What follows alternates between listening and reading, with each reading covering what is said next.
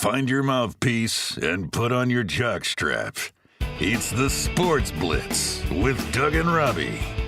Okay, how long is your show? You guys have such a great setup. Listen, if you're under a rock or if you're in a cave, come on out and listen to our episode. It was fun talking baseball. I love talking Red Sox. I love talking coaching. I don't care because I would rather there not be an MLB season than have to sit and watch the colossal embarrassment.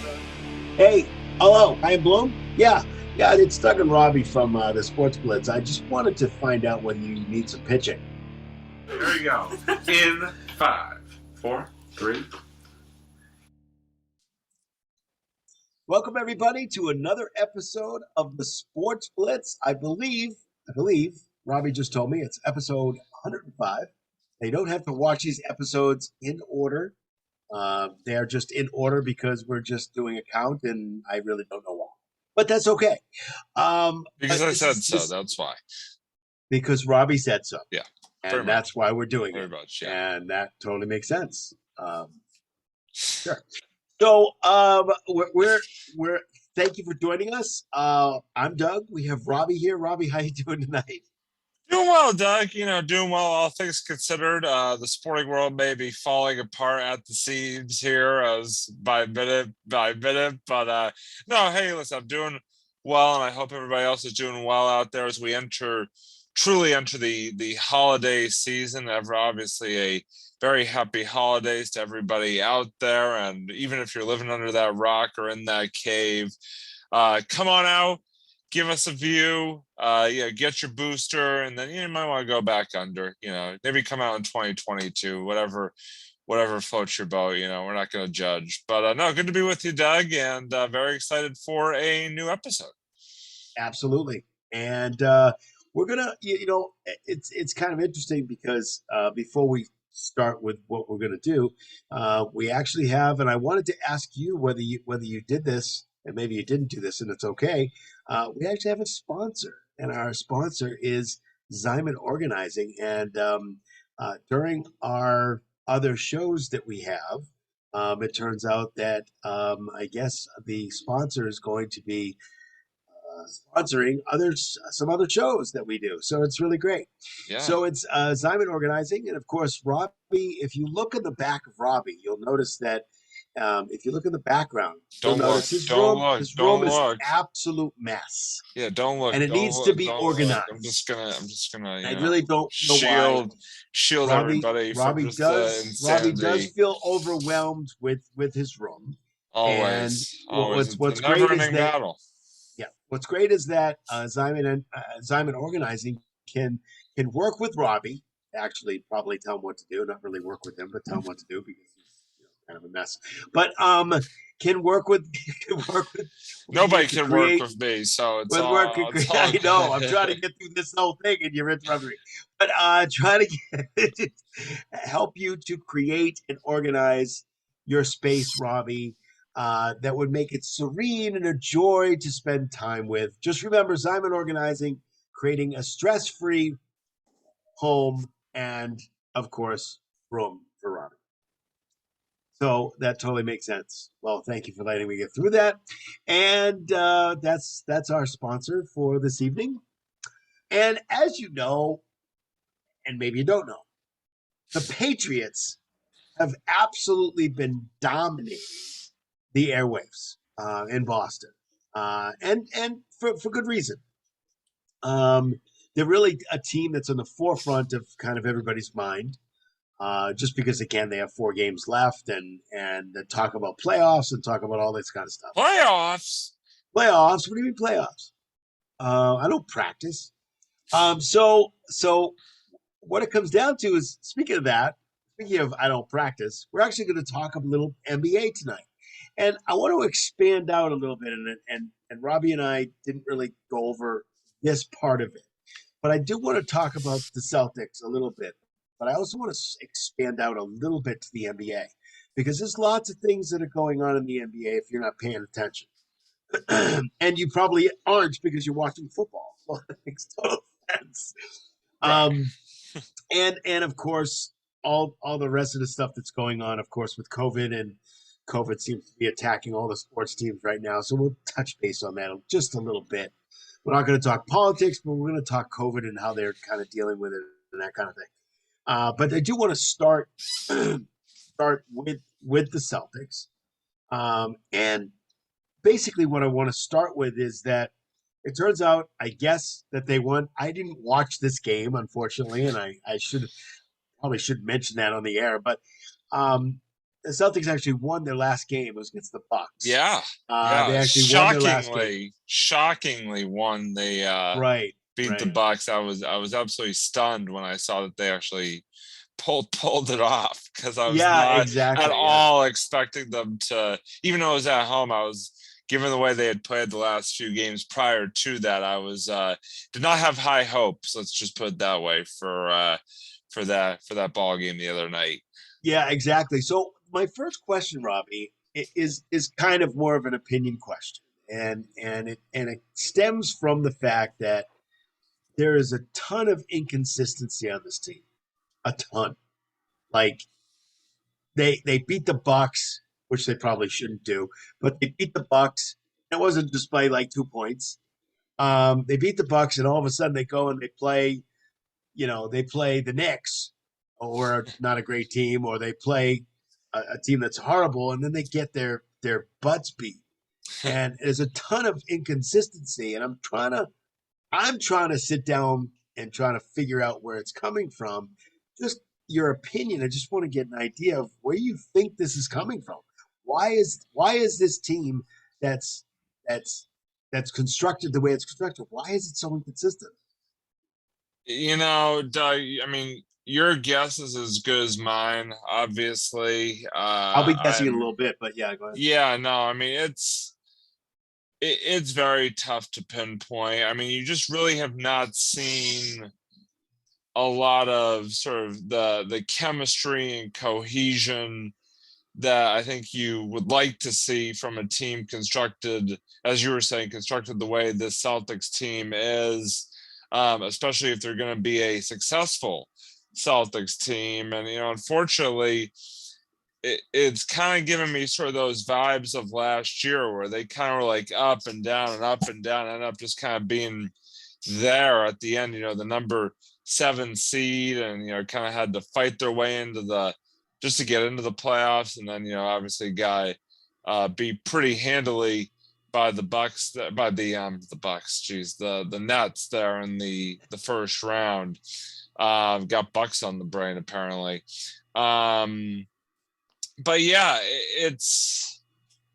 I don't know. And maybe part of it's the fact that, like you said, and like I said, I have not been following this team as much as, as I have been other teams in this town, just because I think part of the problem is that it's kind of like, it's kind of a situation where, because they have been struggling so much, and because they've been so inconsistent, because they've been getting kind of like blowed out by several teams, especially on their last West Coast road trip they just went on, they lose the appeal to tune in and night out.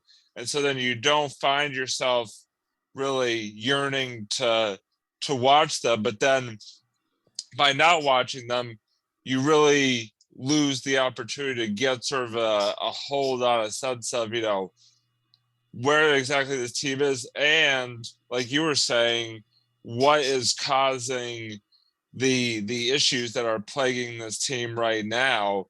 And it's tough. They've been a tough group to watch. I know they've had injury issues. They've had a little bit of some COVID issues. I know some guys have missed some time due to that as well. You've had, just a whole mess of things. And so I think it just comes down to, for whatever the reason, whether it be, health issues or whatnot, they just haven't had the chance, or haven't really been able to yet find that groove, that cohesion that you would like to see. And sort of here we sit with this team just kind of muddling in the middle here of the Eastern Conference. So that's kind of the best the best sort of analysis I could give to the team right now, because like I said, I've not been tuning in as steadfastly as maybe I should be for someone who co-hosts a sports podcast about that's predominantly Boston area sports, but it's very tough. I mean, when your team's losing multiple games in a row by 20 plus points, it's hard to get excited about tuning in. So Yeah, no, I I totally get what you're saying. I think there's really two parts to this. One part is health and safety, because COVID is running rampant through not just the NBA but through the NFL and the NHL, and we're playing with the lack of players tonight in the Bruins. Currently losing 2-0. I might add, to the Islanders. Yeah. We got Robbie and I both got calls to go and play tonight, but we had a podcast to do, so we decided not to go there. But I think it's twofold. One is the safety protocol health issue. That's the first thing. I think the second thing is that they're just like you said, there's not really a cohesion yet. And I'm not sure if it's ever really going to happen. I hope it does. I think it does in certain situations. I think what's happening is that, and we're going to get on to this next question, but I think they're trying to figure out a way to play with each other. And I think that's been a huge issue, because there are people in their second and third years of playing that are trying to change their game, change it up, because they don't have to be, the kind of person that kind of throws it up all the time and takes the team on your back, because you don't necessarily need to do that in today's NBA. And again, the NBA is changing, and we'll get into that in a little while, but I think that's kind of what it is trying to figure out what five works best, what starting five works best. Oh, well, Marcus Smart is out on protocol, so we got to put that shooter in. We got to do this. We got to do that. And we got these guys over here that are trying to change their game a little bit, because they have to. They can't do this night after night, because they'll be exhausted. And you have to have other people, you have to have other people, get into the game and be able to help you out, especially with COVID. I mean, there are teams that are ravaged with COVID, and there are guys, unbelievably, and we'll get into this in a little bit, guys coming off the bench on other teams. They're actually scoring points. That there was a guy named his last name was Boston. Oh yeah.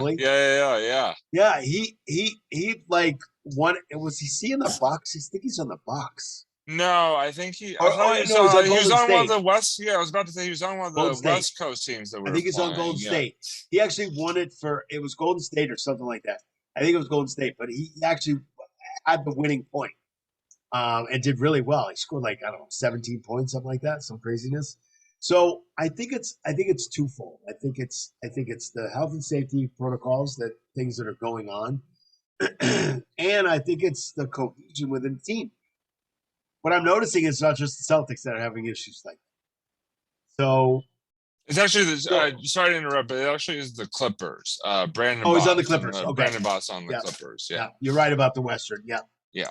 But he's been playing off the hook ever since he came. Yeah. He's had to come in because 3 or 4 of the Clipper players are out because of protocol. I know. COVID protocol. So it's just very difficult. And when I think about play and I think about the Celtics, you think of the two main guys. You think of Tatum and Brown. And Brown's been hurt a little bit. Tatum really has been hurt, but Tatum's now working on his game. Working on not putting the team on his shoulders all the time, which he doesn't necessarily have to do. You don't have to become that guy because, again, the game has changed. I know you haven't watched a ton this year, but some of the reports out there are like, does Brown play well with Tatum? Is report today from Jeff Fisher that says, is Brown on the market? From just what Robbie, of what you've seen, and even last year. Again, we're talking about this year, but again, we haven't really delved in too deeply. I've seen some games, but just wanted to get an idea of what you think of the Tatum Brown tandem, what you think of their play, and what you think of a possible situation. Well, the report basically says that Brown's not on the market. He may be on the market for 2022, just because he's going to get a big contract. But he may be on the market just because of whatever. They're going to go through this year, and maybe he may be on the market next year. But the teams are watching to see what happens. But right now, a general manager, assistant general manager on the team is saying, no way. There's no way we would get rid of him. That's another opinion I want to know. Would you get rid of either Tatum or Brown for another player? So just I know there's a lot of questions there. So just answer whichever one you want. But let me let my brain rattle around here, try to sort of process what exactly you just asked. But just Brown and Tatum. No. In all seriousness, I think Jason Tatum and Jaylen Brown this season have been kind of a microcosm of this Celtics team this season, and that is that they've been consistently inconsistent, as I like to call it. They have not shown, Tatum especially has not shown the dynamic play on a consistent basis that we are used to out of him. I mean, he definitely, he's had games where he's played like, the Jason Tatum that we know and love, but I feel like there's been more times this season where we've been seeing sort of a play out of Tatum that's been easier to criticize, a bit easier to kind of look back and say, he really did not have the best performance. I just feel like we've been hearing about that more and more this season than in past years. The problem with Brown, he can't stay on the dang floor. I mean, I know he had COVID, at one point earlier in the season, but besides that, he's had injury issues. I feel like every few weeks he's got some type of injury issue flaring up where he can't play in back-to-backs. He can't, play this many minutes. He can't do this. He can't do that. It's just like, it's so frustrating because he's such a good player. He's such a talented player.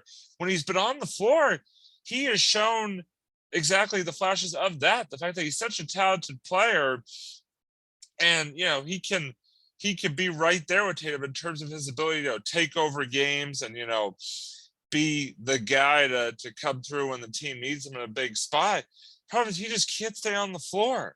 And it's basically, like I said, it is indicative of the Celtics season so far that they've just been sort of cycling through guys. And this guy's hurt, this guy's hurt, this guy's in protocols, this guy that. I mean, it's like everywhere you turn, some number of Celtics are having to miss time, and some number of Celtics are, just, not playing up to the level that they should be. And it's included much more this season. I would argue the Tatum Brown duo has been included in that sort of inconsistent talk much more this season than they have in past seasons. Tatum especially, I think it's warranted. I just don't think they've been playing as well overall as they have been or need to be if this team is going to be a top level team in the Eastern Conference. I just don't think you see that out of them. Now, obviously, that could change. Obviously there's still, more than half a season to go here.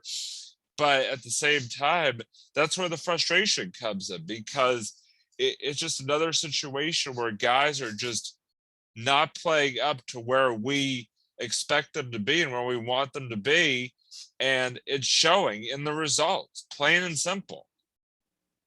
Yeah, no, I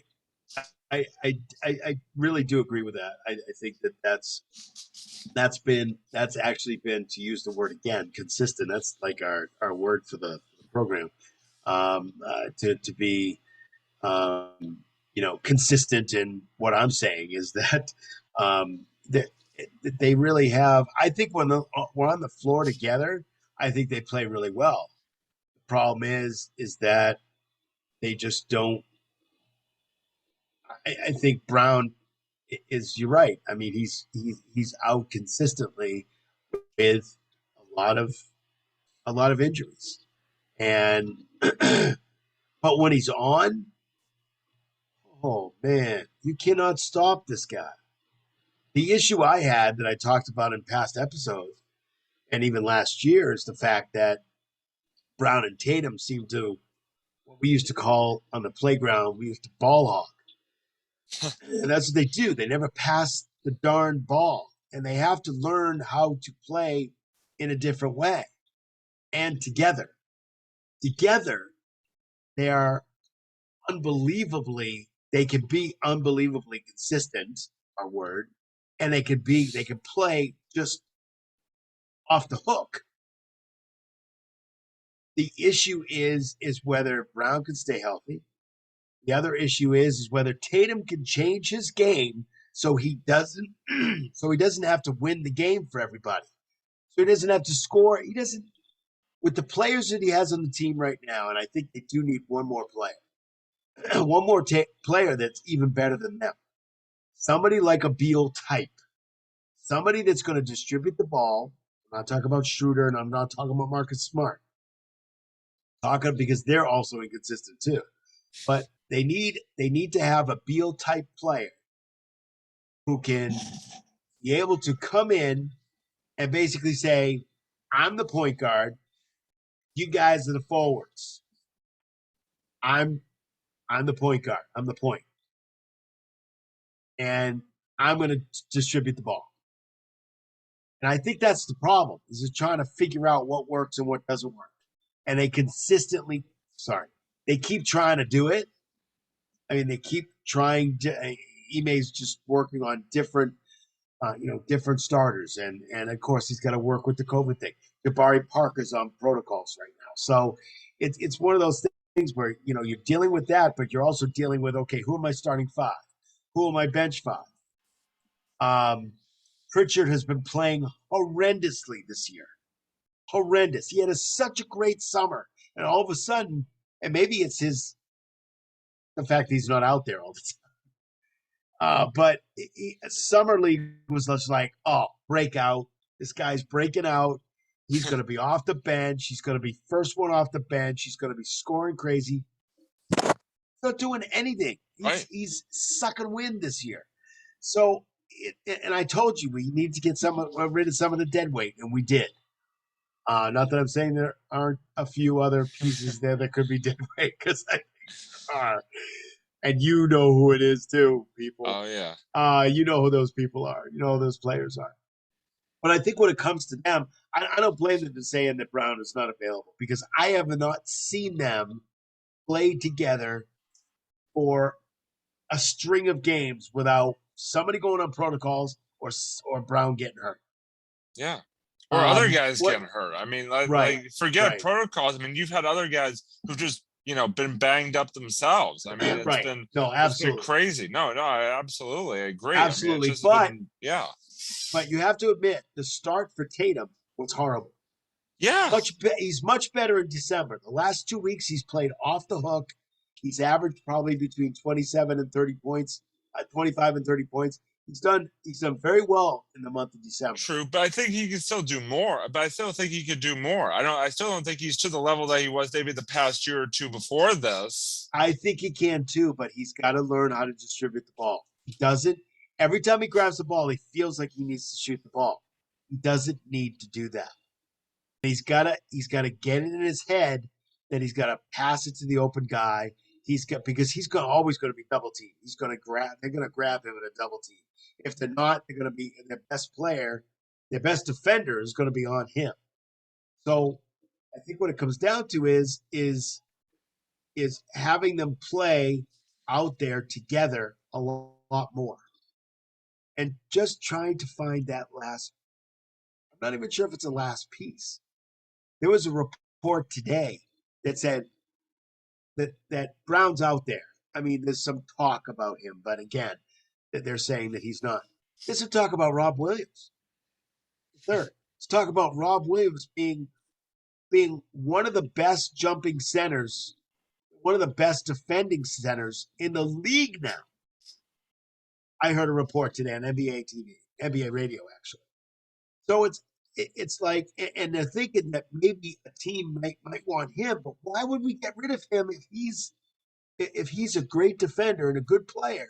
Yeah, he's going to work on his game a little bit more, and he's still a little, unseasoned, so to speak. But again, the more he plays, the better off he'll be.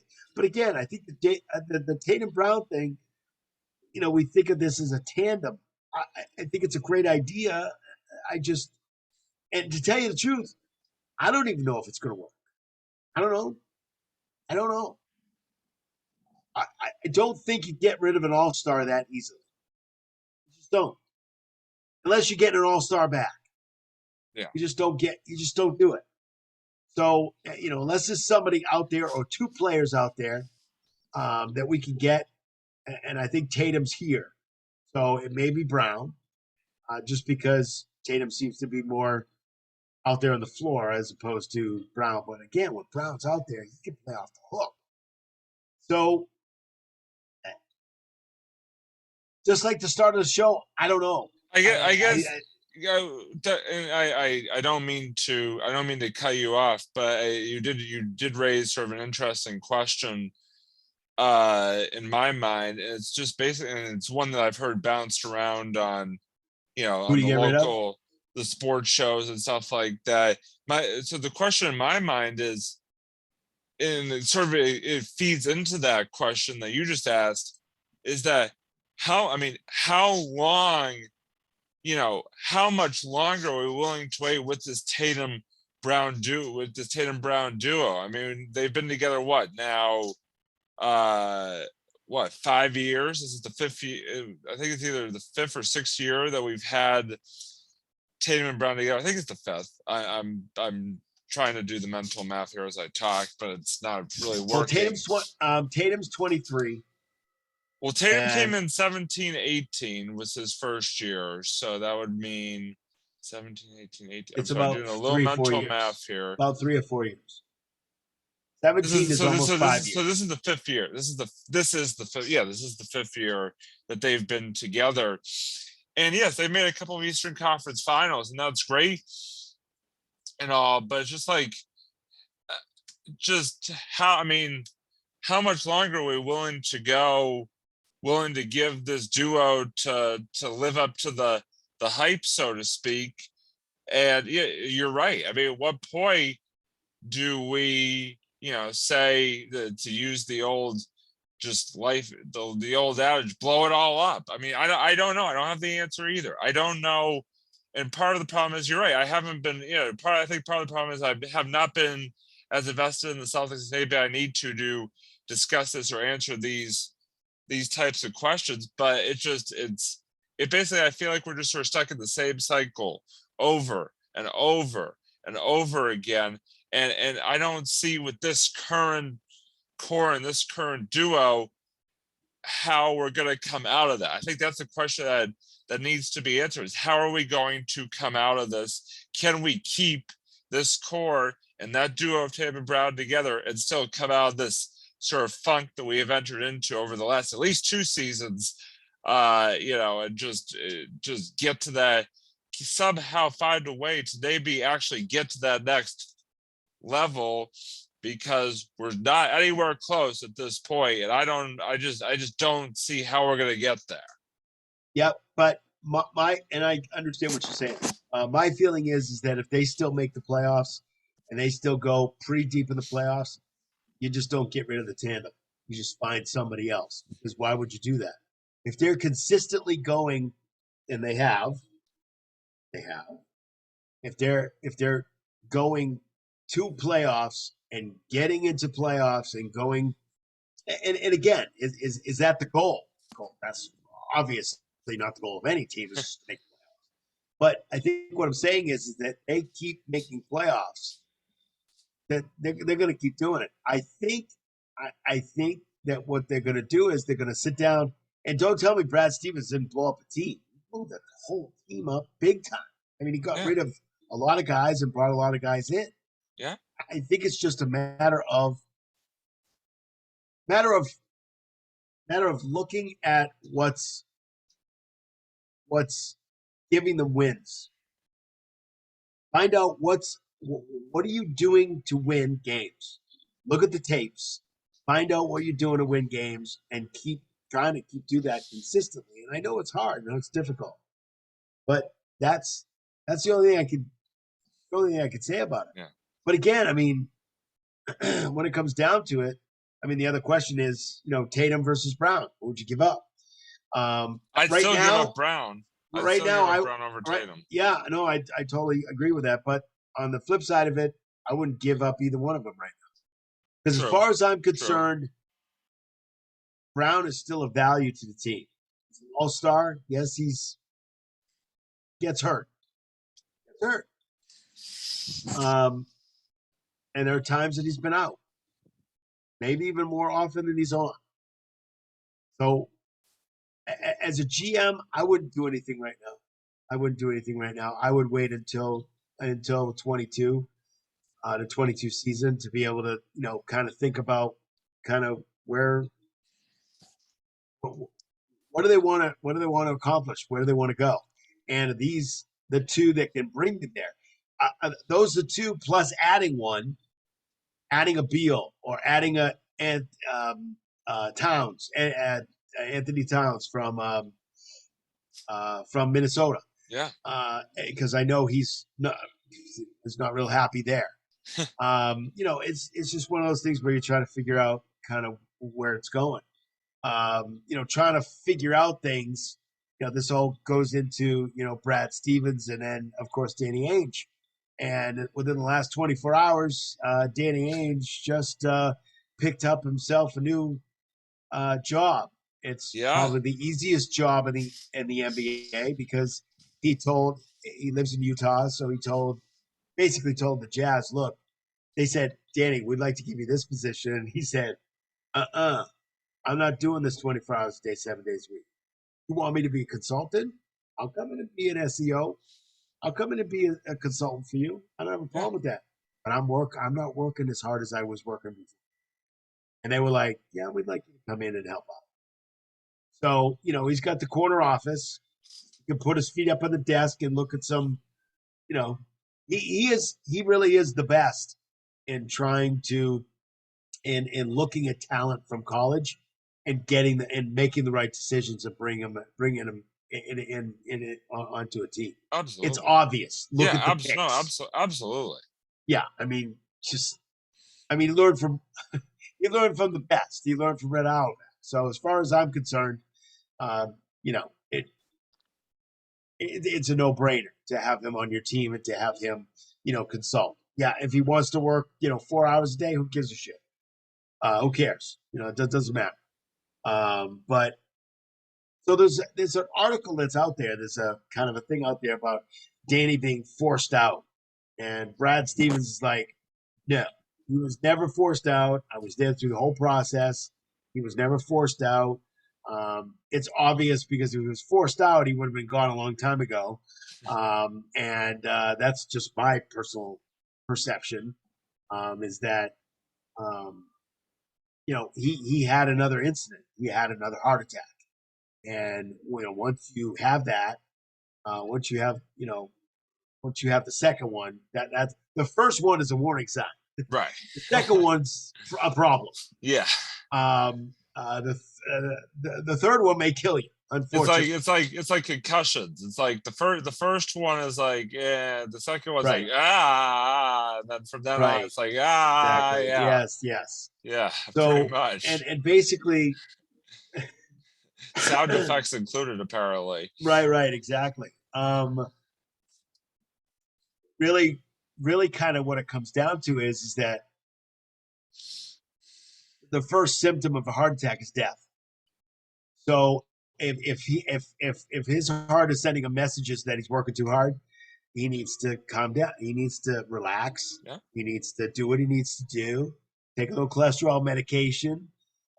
do a little whatever he needs to do, and then be able to, work 3 or 4 hours a day, whatever it is. Maybe it's 3 days a week. Who cares? Doesn't matter what it is. He's in Utah. But still, there's a report out there that he was forced out, and Brad Stevens says, no. No.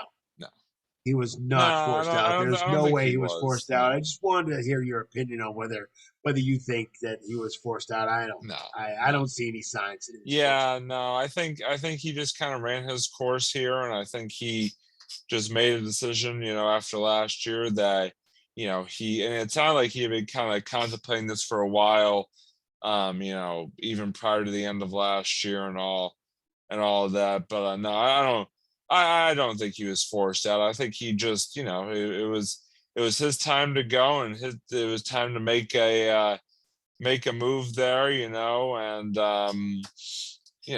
Brad Stevens. I'm sorry to interrupt you, but Brad Stevens has a little statement here. I think it's kind of cool.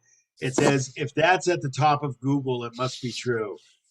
Stevens joked, "No, I would say that I was here for the entire sequence of events, and he let everybody know that he was stepping away, wanted to step away, to have a chance to spend more time with his family, to rejuvenate, and then figure out what's next in life. Yeah. People can write what they want, but it's not true." Yeah. So that was Brad Stevens' statements on 98.5, the Sports Hub with Toucher and Rich. Got it. So that was his statement. So, and again, I'm sorry to interrupt you, but No. I just noticed the statement. Just kind of. No, you're got a notification on that statement. So you're good. No, I like I said, I don't think he was forced out either. I think it just was his time sort of to go, so to speak, at least in his mind. And that's sort of what that came out of. And he sort of had Brad waiting in the wings to step up and take his place, and that's what they did. So I agree. I don't think there's anything to the whole idea of him being forced out. I just think it was just sort of nature ran its course, so to speak. Yeah, and I think you're absolutely right about that. And it's his future that you're kind of talking about. It's what he wants to do, and it makes sense. He's been GM for a long time, and it makes sense that he may want to do something else, or he may want to work half time, or whatever it is. He may want to work full time, but I don't think so. Speaking of working full time, we're going to jump into the NBA and move away from the Celtics a little bit and move into the NBA. And we're going to move to something that just happened a couple of days ago at Madison Square Garden. A record was set. Steph Curry is now the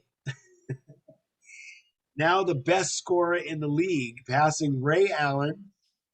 Best 3-point. Best 3-point shooter. 3-point. Yeah. 3-point shooter. Yep, best 3-point shooter ever. Passing Ray Allen, who and Steph Curry did it in half the time. That Ray Allen did. Absolutely amazing. Just really, really crazy. Now, what I wanted to ask you about is that, and it's not necessarily about Steph Curry, but it kind of is. What I want to ask you about is that there's a couple of guys out there. One is Bob Ryan. Bob Ryan is a sports columnist here in Boston. Bob Ryan says that Steph Curry ruined the game of basketball. And kind of an interesting theory. I wanted to get your opinion, but I wanted to kind of set the stage a little bit. Yeah, I was about to say how. Yeah, exactly. So I wanted to set the stage a little bit. So in the Bill Russell era, you had Bob Cousy, who, by the way, was the first one to dribble like he dribbled, right? Nobody dribbled behind their back. Nobody threw the ball behind their back. Yeah. Nobody ever did that until Bob Cousy did it. Right. What happens over time is that the game of basketball changes. It has to.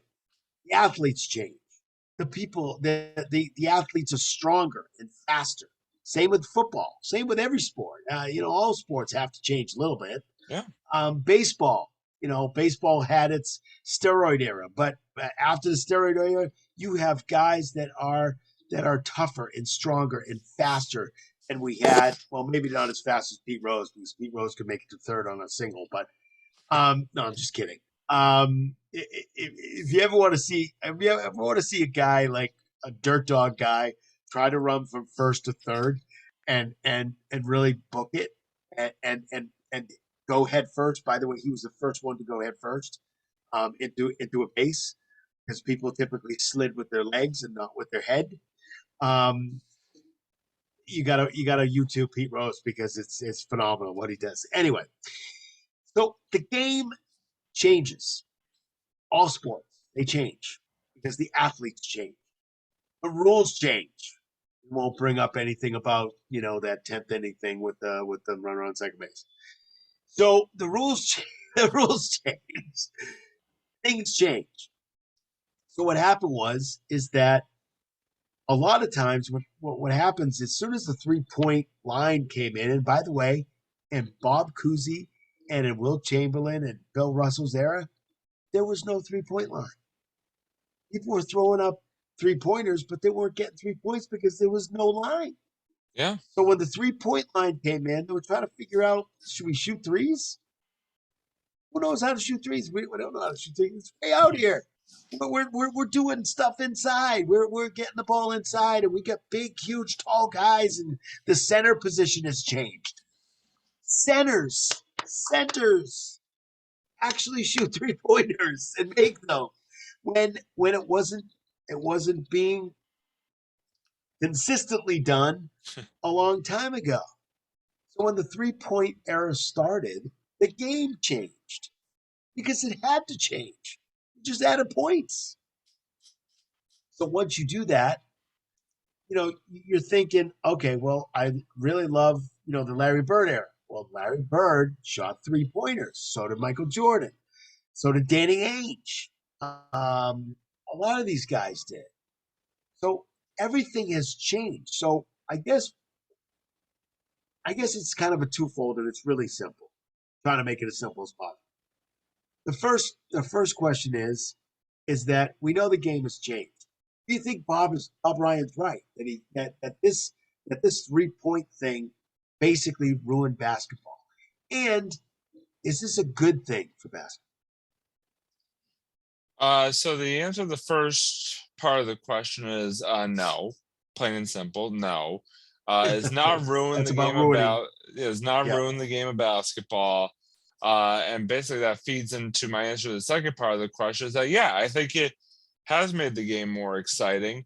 I think that yes, I mean, I guess in a small way I could see where Ryan is coming from, because yes, there's a lot more guys who like to sort of stop and pop, or jack up the 3 ball early in the shot clock. I mean, there's a lot of teams, Celtics included, which has driven me crazy over the last 2 years, that tend to live and die by the 3-pointer. Absolutely. That being said, I mean, it makes it more exciting to watch, rather than just, inside layup. I mean, who doesn't get excited for, a big 3-pointer? You get a big defensive play, then you come down, hit a big 3, to tie a game or to go up, or you're on a run and the crowd's all into, and then you hit that big 3-pointer, right before the timeout, just everybody's going nuts, all this good stuff. I mean, it's exciting. It provides just this added level of excitement, to the game. And so, no, I don't think it's ruined at all. I think it's changed the strategy of it. Absolutely. I think it's changed also what teams sort of look for when they're building a team. I mean, Steph Curry coming out of college was not predicted to be anything special. I mean, he was a small shooting guard out of Davidson College there in North Carolina. Yes, he had led his team, on that Cinderella Final Four run his senior year, which was great, but nobody really expected him to be anything special. People were panning the Warriors for picking him, like 7th overall, whatever it was, in that draft that they did. I mean, you look back on some of these, tweets and stories and stuff like that from that time. People had, really no expectations at all about this guy. And he's coming to the league and he's just lit it up, literally, now to the point where he's now, the all-time leading 3-point shooter. I think it's great. I mean, some of my favorite players to watch in the NBA over the years have been the big 3-point shooters. I mean, Ray Allen, again, comes to mind. Reggie Miller, another one. Robbie, How about? Go ahead. How many games did Ray Allen win for us on the 3-point shot? I mean, the year we won the championship. Dozens if not dozens. I mean, it was amazing. I mean, some of those 3-pointers he hit over the years. You look at his time with the Heat. That final series against the Spurs. They're down 3-2. Losing in Game 6, and he hits a big 3 to, I believe, send the game into overtime. And extend that series. But another one, Peja Stojakovic. I mean, with Sacramento back in the day. I mean, that guy lit it up for beyond the 3-point line. He was fun to watch. I mean, even in the college game, some of the better players have been those really great all-time outside shooters on the college level. I mean, JJ Redick is one that comes to mind right off the top. He's been sort of the leading 3-point guy at Duke back in the day. I mean, it's just it's a fun element to the game, and it's it's changed the strategy a bit, but I would argue that it's changed strategy for the better, not made it worse at all. So I mean, I like I said, I a little bit get one of Bob Bryant's sort of points, or maybe where he's coming from, but I totally differ from him on it making the game worse. I think that couldn't be further from the truth as far as I'm concerned. Right. No, and I totally agree with you. And the fact is that you have to change with the times. And I understand what Bob Ryan's talking about. But it's interesting because he talks about if you watch the documentary on the 2007-2008 Celtics, he talks about how that particular team was just one of the best teams all time. But he also talks about that 85-86 Celtics team, which he loves, who said that team, he believes, is the best team of all time. And it's kind of interesting because what is really the difference between, and I'll tell you what the difference is in a second, but the question I would have is, what's the difference between that and what's going on now? He's still at a 3-point line. You got Larry Bird shooting threes. You got Danny Ainge shooting threes. You even got Dennis Johnson shooting threes. Not Parrish shooting threes. Parrish doesn't shoot threes. He's down below. He's a center. Kevin McHale doing that either. You got Rick Carlisle shooting threes and coming off the bench. It's Jerry Seastick, same thing. So it's one of those things where I'm trying to figure out really where he's coming from on that, because the game changes as the time changes. That's just the way it goes. But I understand he's more traditional, just like you are with baseball. Yeah. You don't like these new fangled rules. You want the old rules to come back. Just like I want the shootout to go away in hockey. It's the same thing. It's having that kind of, oh yeah, I remember that. That's the rule I like. I like that. I don't like the new rule. The new rule's stupid. Why are we putting new rules in? What's going on here? So I kind of understand how he's a traditionalist and been a writer for a very long time. I don't even know. But, he's covered a lot of teams, and he's covered pretty much all the teams, I think, in Boston. But I think what it comes down to is he's a traditionalist, and it makes sense. And he would be upset that But why would Steph Curry be the only one? Well, why did Ray Allen ruin the game?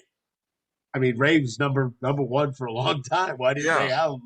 Why all of a sudden Steph Curry's ruining the game? Why? Steph Curry's one of the. He's not just a great player. He's won a championship. I think he's won an MVP. Oh yeah, he's done it all. And I think he's won a championship MVP also. Goodness. Anyway, I think that's just what it is. He's just a great guy. He's a great guy too. He does a lot of charity out there. He will take off his shirt and give it to a little kid. He'll take off his shoes. He'll do whatever he needs to do. He's just a good guy. That whole Curry family, Seth Curry, his brother, I think plays for Charlotte, but I'm not sure. Oh, used to play for Charlotte.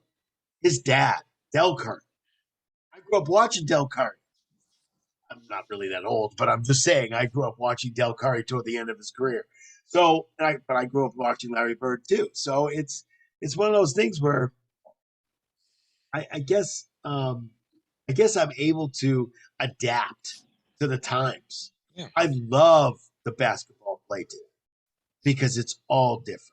I love the fact that you see a 7-footer shooting a 3-pointer and making it because that's crazy. How does that happen? You see 7 footers bringing the ball up the floor. I mean, you never why saw is that happening? before. Yeah, I'm more traditional when it comes to that stuff, but I mean, I don't want a 7-footer coming off. yeah. I mean, I don't know. I Bringing mean, the- hey, I'm not necessarily, bringing but things yeah, up. I'm just saying you see it. You definitely see it. Yeah, Exactly. The game has changed, Mhm. and it totally makes sense. But again, I understand where he's coming from, but I just think he's totally wrong about that. I don't Yeah. think he's right. I don't think he ruined the game. I don't think he distorted the game. That's, I guess, what he said more than ruined the game. He distorted it. Distorted it being how? By being talented? By winning championships? By getting MVPs? By being a good guy? I mean, he's a good guy. Yeah. You know, why don't we talk about the guys who aren't good people? Why don't we talk about this? And I was listening to this on NBA radio today, is that they were talking about, it was Charles Barkley. Charles Mhm. Barkley had a quote. He had an interview a couple days ago about, I think it was yesterday. And they were talking about Steph Curry and how, blah, blah, blah, is the best in the world, blah, blah, 3-point shooting and all this kind of stuff. And then they said, so Charles, what's the difference between now and a long time ago? I mean, what's this whole different thing? He said, in today's game, you have awful players throwing up 3-pointers. He said, why are these players who are not good? He said, players have to be at least at a 40% shooting kind of thing, to throw up at least 10 threes, Right. 5 threes. Why are you doing that? If you're getting 25, if you're at 25, 30% shooting on a regular basis, you shouldn't be shooting threes. That's what we said. That totally makes sense. Yeah. Totally makes sense. If you're not at 40% shooting regular, you should not be throwing up threes. He said there's so many guys out there that are horrible, that are just throwing up threes. Let's see if I make it. No. And there's a couple that I name former and current Celtics who definitely fit into that category. Absolutely, but if Bob Ryan wants to complain about that, that's what's distorting the game. Yeah. Steph Curry isn't distorting the game. Steph Curry is making the game what it is today. Yeah. And it's very good. Yeah. As far as I'm concerned, it's completely the opposite to me. What 100% distorts agree. the game is having players that can't play shooting up shots that they can't make. It doesn't make any sense. Yeah. So, again, I think but again, the sports blitz, from us to Steph Curry and the Curry family, we absolutely congratulate you on on this amazing feat of the best 3-point shooter in history. I don't think anybody's going to be able to beat it because he's still doing time. He did it at half the time Ray Allen did it. Ray He's still was got a only long around way to go. He's for still got a long 1 way or to 2 go. years after. He's got a long way to go, and I don't think anybody's going to be able to break it. No. So that's a record that may never be broken. But he's just a good guy. You know what I'm saying? He is. He does a lot of good stuff off the court too. I mean, some of the stuff that he does, charity work, whatever you want to call it. I mean, he really does it. He uses his notoriety for good, which you don't see out of some of these guys. I think it's really awesome that he really puts his money where his mouth is, so to speak. Yes. And again, I think Bob Bryant's a little distorted too. So, I mean, he's a great columnist, but he's got some stuff out there, and I think he threw that out there just to shock people, so people would read his article. But I mean, he's not like that. But I mean, he may just really. I believe in Bob Bryant. Bob Bryant's good, great columnist. He's been around for a long time, and he's got a right to his opinion and right to be read.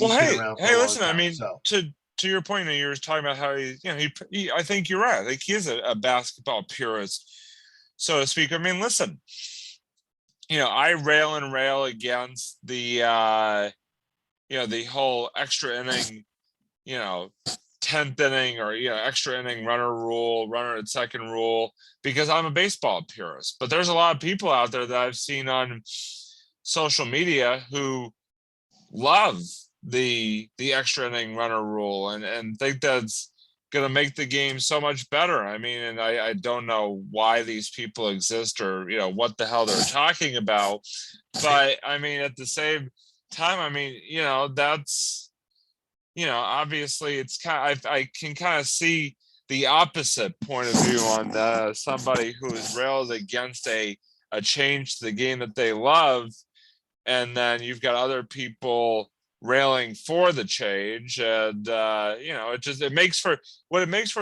good debate, and it makes for good sports podcasts and sports shows, sound bites, and all that. Oh yeah, good stuff. Gives us all something to talk about. So it's good for business. It's definitely good for business, as they say. That's perfect, and maybe did that on purpose. To just kind of get the ball rolling on people talking about it. Discourse is always a good thing when it comes to sports, especially if you're giving your opinion. Yeah, it's much funner and better to talk about discourse than some of the other, stuff that is going on in the sports world these days that'll make you pull your hair out. So, I mean, I'd rather be talking about this than some of the other crap that's going on these days in professional sports. I know there's a lot of stuff out there, and I'm sure we'll get to it in our next episodes, I'm sure. But we are at the time right now, Robbie, where we're gonna toward the end of our episode. We usually give a final thought for our episode, so I wanted to throw it over to you on your final thoughts for this this new and pre-holiday episode, pre-holiday episode of the Sports Blitz. So, what is your final thought? If I could speak, that'd be good. What is your final thought? It's hard to say 10 times fast. It really is. Yeah, I hear what you. Is your maybe I'll have my wife come in and say it for me. No, what is your final thought for this evening? Yeah, so my final thought is actually football related. Some football news that came out today, not COVID related, so don't you worry. Not going down that road. You mean there's football that's not COVID related? I know, right? There's sports talk. There's sports news that's actually not COVID related. Shocking, right? How did you find that? Was it actually on something? But no, and Doug will know exactly what I'm talking about here in just a minute. But there was a coaching change in the NFL today, as one Urban, Doug knows exactly where I'm going with this already. One Urban Meyer was fired. Wait, I thought they were going to wait on this. No. They only waited how long? They only waited like a week. They decided how long? They're I think it was only a day. We'll wait till the end of the season, and then 2 days later, they're like, yeah, never mind. I think we'll cut the cord now. Yeah. But no, Urban Meyer was fired even prior to without even finishing, I should say, his first season as head coach of the Jacksonville Jaguars, who currently sit at 2-11. Oh, they're overall, just a lot of bad things going down in Jacksonville these days. And Urban Meyer, basically another name on the list of professional or of former college coaches who had a lot of success at the college level, who could just not translate it into success at the pro level, adding to the list with names such as Nick Saban, Rick Pitino, John Calipari, just to name a few. And now Urban Meyer definitely earns that list. I'm going to make I don't think it's a bold prediction, because I think a lot of people have made the same prediction, but I am going to say right here on the Sports Blitz on Thursday, December 16th, 2021, that I do not believe that we will see Urban Meyer coach in the NFL again.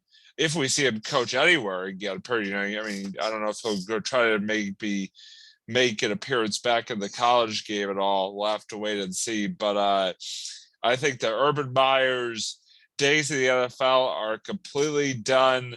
And obviously it only lasted 13 weeks or 14 weeks, because we're heading into week 15. So 14 weeks. And unfortunately, with all the off the field issues that Urban encountered there in Jacksonville, and then the lack of play on the field, really leaving the ownership there in Jacksonville no choice but to go in a different direction there right off the bat. So most horrendous season and coach that I've seen in a while. Yeah, it was just bad. Just Really just bad. Super bad. Yeah. And going out and having the picture and having the scene with the other woman, and just all the. You couldn't. It was like a novel. You couldn't escape it. But and by the way, he put it on himself too. Right? So. No, I don't. Absolutely, you're absolutely right. You're 100% right. But to your point, and I heard this point made on sports radio earlier today, and it's exactly right. If you're going to go do that, go to a bar after a game or whatever, you don't go to Columbus, Ohio, where you may be one of the most recognized faces in all of the entire state of Ohio, let alone in Columbus. So when you walk in there, there's going to be hundreds of these good old cell phone cameras, going off and taking pointed video in your direction. Yeah, that you're going to be under a microscope there. So there's just really not a whole lot of smart decisions being made on and off the field there by Urban Meyer this season, and now he gets to sort of swivel off into the sunset here, into whatever comes next. Whatever abyss whatever abyss he's going to. Let me ask you, Doug. I'm sure I think I pretty much know the answer, but do you think he's ever going to coach the NFL again? Do you think he's ever going to coach period in football again? No. He may get a small school like I don't know, Wakefield High School maybe. But I don't really think he may coach in college again.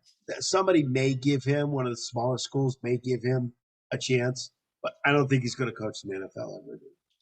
I think he's already burnt that bridge. No, I agree. I don't think that's good. And actually, one last final thought, but this will be very quick, that I just thought of.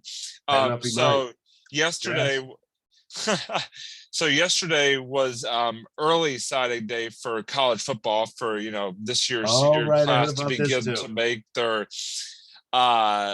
their choices for next fall and all that. There's a school that's very, very upset right now. Yes. Speaking of Florida,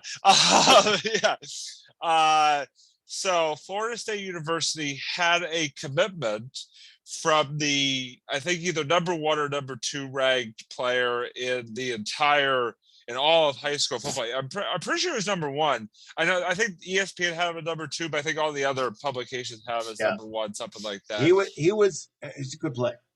Let's put it that way. Great player. Yeah, I mean, absolutely. Very, very good prospect for the NFL. Yeah, absolutely. His name is Travis Hunter, just in case anybody doesn't know.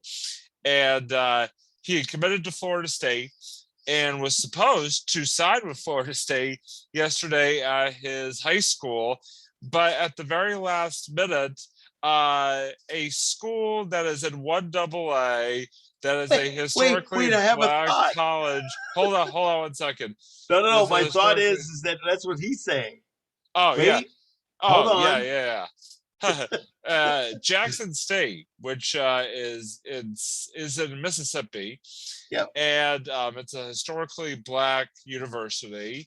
And the head coach, speaking of Florida State and more connections in the story, is Deion Sanders, prime time, who is, by the way, a Florida State alum, former MLB and NFL alumni, and now the head coach at Jackson State.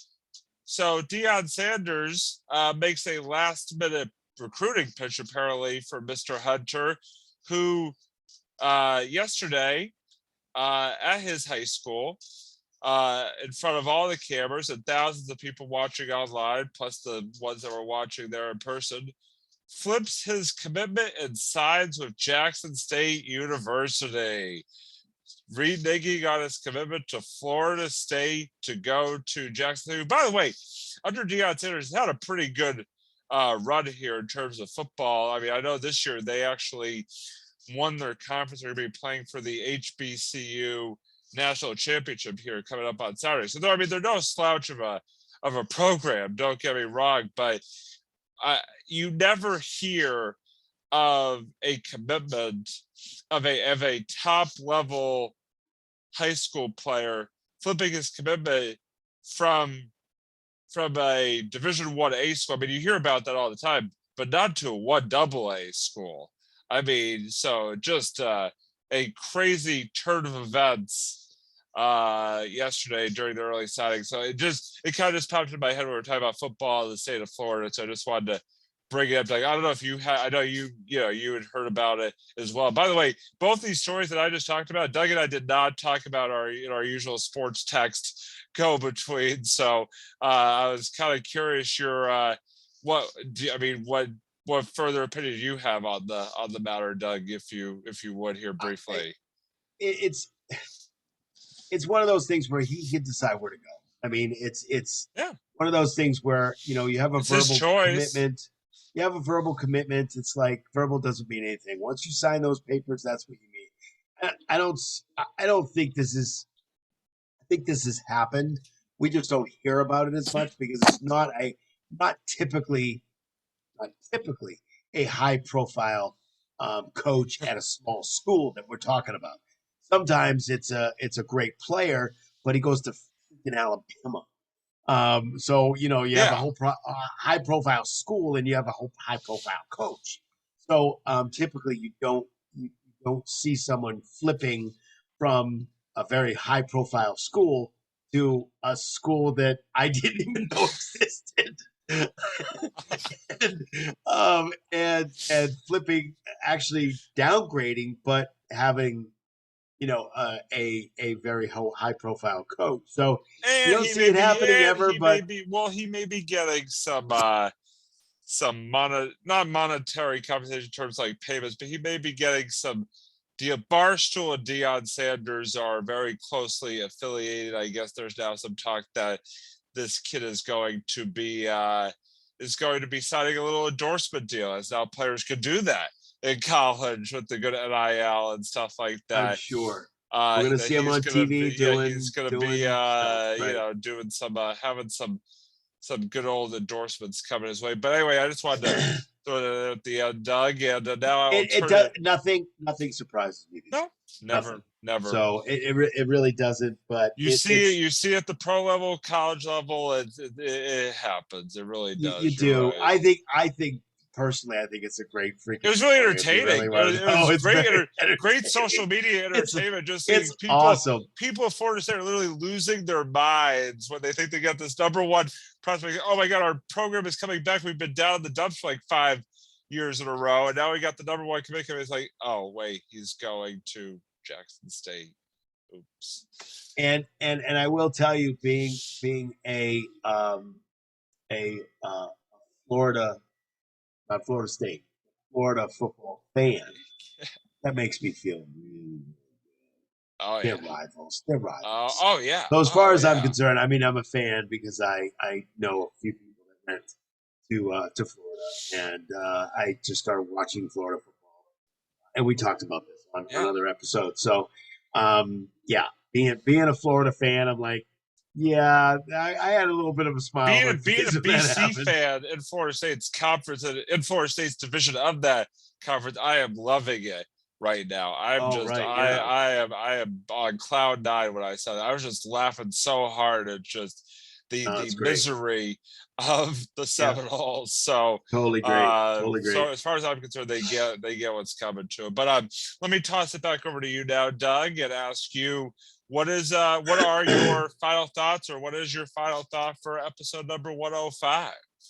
Well, you know, COVID has been rampant throughout the. It's not about COVID, believe me. COVID, but it has something to do with COVID. COVID has run rampant throughout all the teams: NBA, NFL, NHL, soccer. They're thinking about canceling the some of the soccer stuff up in Canada because it's run rampant up there big time, and guys are getting it all over the place. Hopefully, I think they're having some kind of semifinal match up there this coming weekend, and so far it's still on, but still. So my final thought is that sometimes COVID is good. Interesting. Yeah, it's kind of an interesting line. COVID was good for the Sports Blitz because we actually got to be on YouTube. We got to have another medium.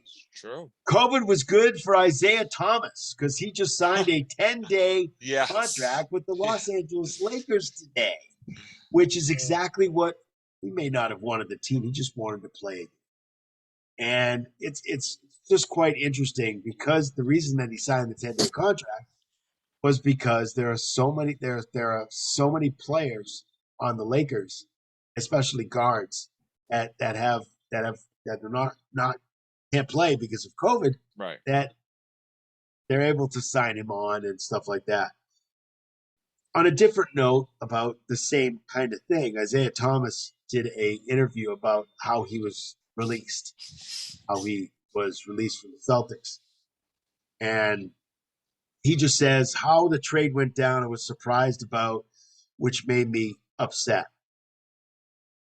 Anybody in my situation, anybody that's a human that got real feelings would have felt the same way. I didn't think where I was at the level I was playing that I could be caught off guard by such a big trade. That's what hurt the most. I felt like I had a relationship with the people who make those decisions. I felt like we were close enough to where we could chop it up and you could talk to me about it or about what possibly could happen. That never happened. So I was upset about that.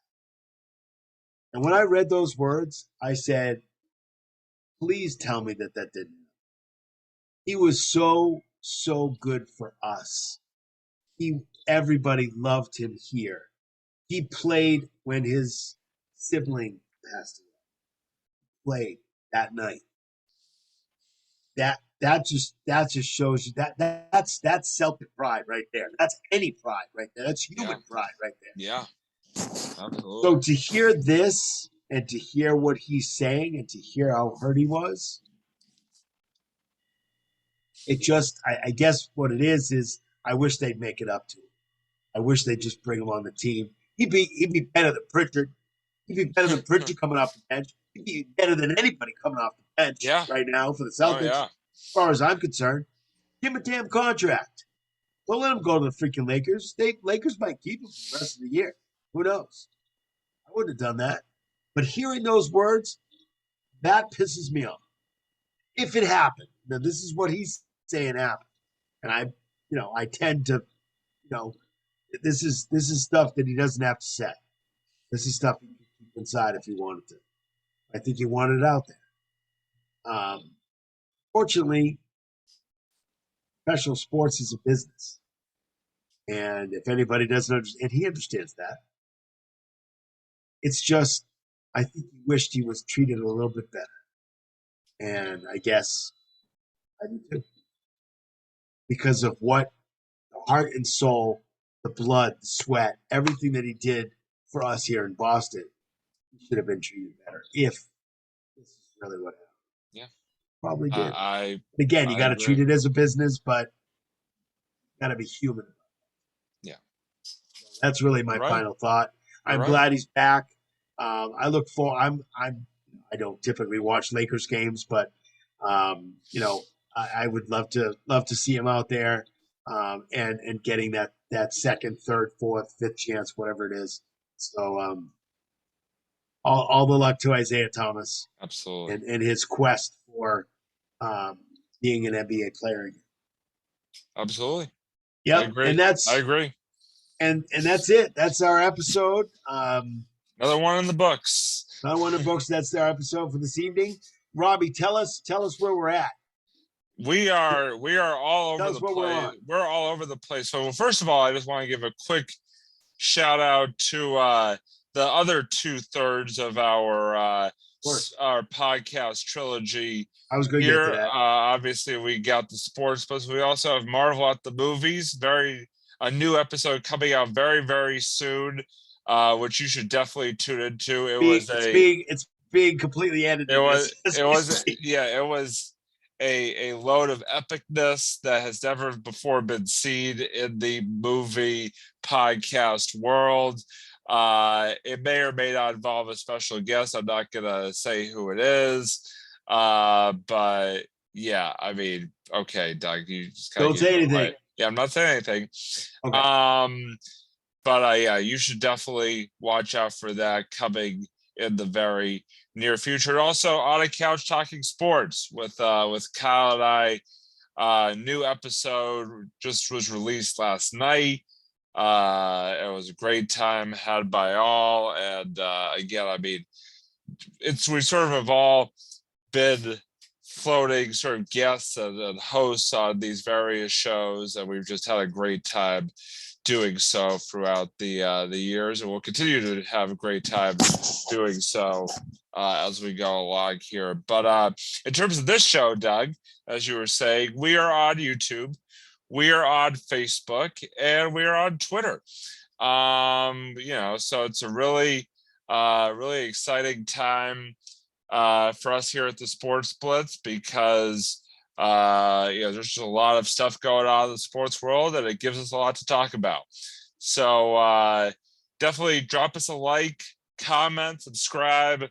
Please just do it all. Just do comment it all. About Robbie's room. Do whatever you need to do. I mean, we want to know how we're doing. So comment good. We like good and bad. Well, we don't really like the bad, but if you need to put something bad in there, put something bad. Well, it's interesting. I didn't get a chance to look. I think one of our past episodes, we actually got like our first comment. I was noticing. So on our YouTube, I did get a chance to look deep, sort of look more in depth, but it did look like we've gotten some traction in the comments department. A little feedback going on. So that's good to see. But yeah, very excited, Doug, for episode number 106 coming up. I'll say that.